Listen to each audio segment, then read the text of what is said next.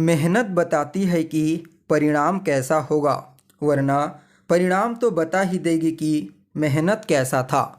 नमस्कार दोस्तों, मैं ज्योतिष आचार्य वासुदेव मिश्रा आपका अपने चैनल सत्य की खोज में हार्दिक अभिनंदन करता हूं। दोस्तों, आज का यह ज्योतिष का कार्यक्रम आप लोगों के लिए यानी कि कर्क राशि वालों के लिए बेहद ही ज़्यादा खास कार्यक्रम साबित होगा। आज हम चर्चा करेंगे ग्रहों के सम्राट सूर्य महाराज के राशि परिवर्तन प्रभाव के बारे में। जी हाँ, 15 जनवरी 2024 की प्रातः लगभग 3:05 के आसपास भुवन भास्कर सूर्य अपनी वर्तमान अग्नि तत्वीय राशि धनु राशि को छोड़ करके अपने शत्रु शनिदेव की साधारण राशि मकर राशि में प्रवेश करने के लिए जा रहे हैं, जहां पर वह 13 फरवरी 2024 तक गोचर करेंगे। फिर उसके पश्चात राशि परिवर्तन करके कुंभ राशि में प्रवेश कर जाएंगे। तो ऐसे में दोस्तों, बड़े विस्तार के साथ जानने का प्रयास करेंगे कि सूर्य देव का मकर राशि में गोचर आपके लिए किस प्रकार से फायदेमंद साबित होगा। जी हाँ, इस समय आपको किन किन क्षेत्रों में लाभ के अवसर प्राप्त होंगे, तो वहीं किन किन बातों का आपको विशेष तौर पर ध्यान रखना है, और सूर्य महाराज के इस गोचर प्रभाव को और ज़्यादा श्रेष्ठ और बेहतर परिणाम देने वाला बनाने के लिए क्या उपाय आपको करना चाहिए, ये तमाम प्रकार की जानकारी आपको बताएंगे। इसलिए कार्यक्रम को अंत तक देखने का प्रयास कीजिए। और अगर आप अपनी जन्म कुंडली पर हमसे परामर्श लेना चाहते हैं तो डिस्क्रिप्शन बॉक्स में और वीडियो के अंदर आपको व्हाट्सएप नंबर मिल जाएगा, जहां से आप व्हाट्सएप करके अपनी जन्म कुंडली का विस्तार पूर्वक अध्ययन करवा सकते हैं। तो दोस्तों देखिए, वैसे तो सूर्यदेव मूल रूप से हमारी आत्मा के कारक ग्रह होते हैं, लेकिन यह हमारी आत्मा के कारक ग्रह होने के साथ साथ हमारे जीवन में मान सम्मान, पद प्रतिष्ठा, नौकरी चाकरी, प्रमोशन, समाधान और सफलता जैसी चीज़ों का भी प्रतिनिधित्व करते हैं। इसलिए सूर्य देव का गोचर बेहद ही महत्वपूर्ण बन जाता है। जी हाँ, जब भुवन भास्कर सूर्य जन्म कुंडली में बलवान होते हैं तो जातक को उसके जीवन के हर क्षेत्र में श्रेष्ठ सफलता की प्राप्ति होती है। जातक अपने जीवन में अपने पुरुषार्थ, अपने मेहनत और अपने भाग्य के दम पर सभी प्रकार की सुख सुविधाओं को हासिल कर लेता है और उसे समाज में मान सम्मान, पद प्रतिष्ठा और प्रसिद्धि की प्राप्ति होती है। ऐसे लोगों का व्यक्तित्व तो बिल्कुल सूर्य के समान प्रकाशवान होता है, चारों तरफ उनकी ख्याति फैलती है। ठीक इसके विपरीत जब सूर्यदेव जन्म कुंडली में कमजोर होते हैं, पीड़ित होते हैं, तो सबसे पहले तो जातक के जीवन को अंधकारमय बना देते हैं। जी हाँ, जातक को उसके जीवन में समस्याओं का समाधान दिखाई नहीं देता।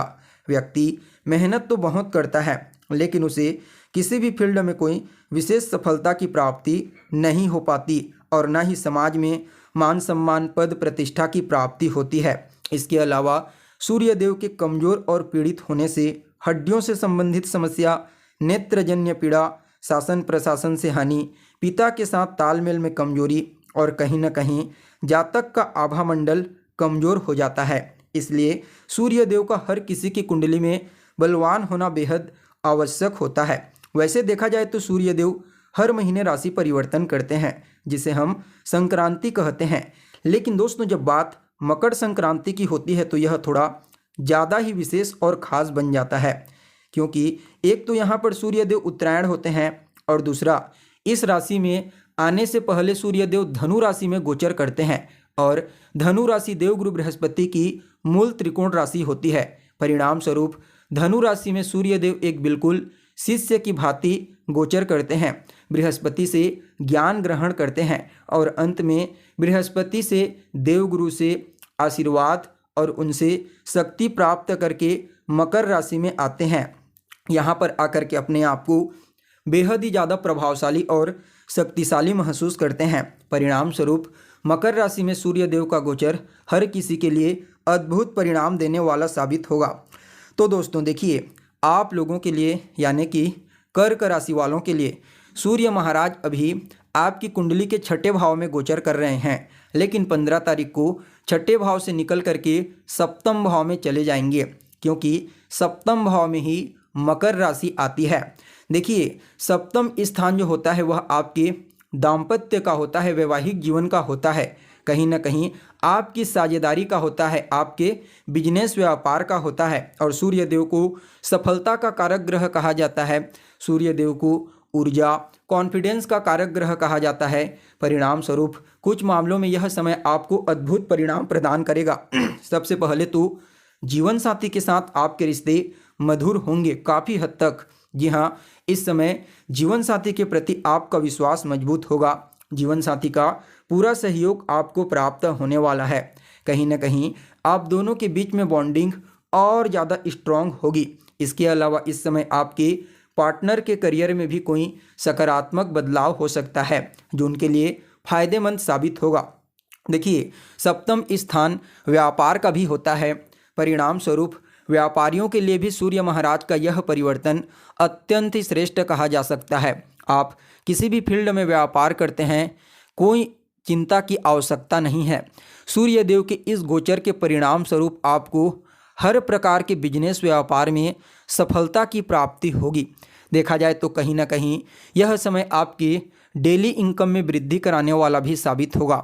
चाहे आप प्राइवेट जॉब करते हैं, गवर्नमेंट जॉब करते हैं या फिर किसी भी प्रकार का कोई बिजनेस व्यापार करते हैं, और आपके पार्टनर का व्यक्तित्व भी इस समय बेहद ही ज़्यादा प्रभावशाली रहेगा। आपके पार्टनर को इस समय समाज में मान सम्मान और प्रसिद्धि की प्राप्ति होगी।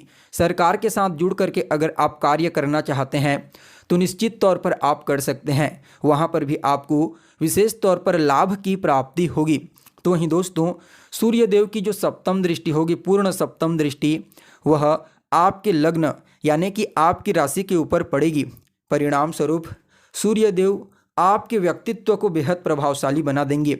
जी हाँ, इस समय आपका व्यक्तित्व और आपकी वाणी दोनों का दोनों ही बेहद ही प्रभावशाली रहेगा, और इन दोनों की मदद से आपको इस समय मान सम्मान, प्रसिद्धि, पद प्रतिष्ठा और सफलता की प्राप्ति होने वाली है।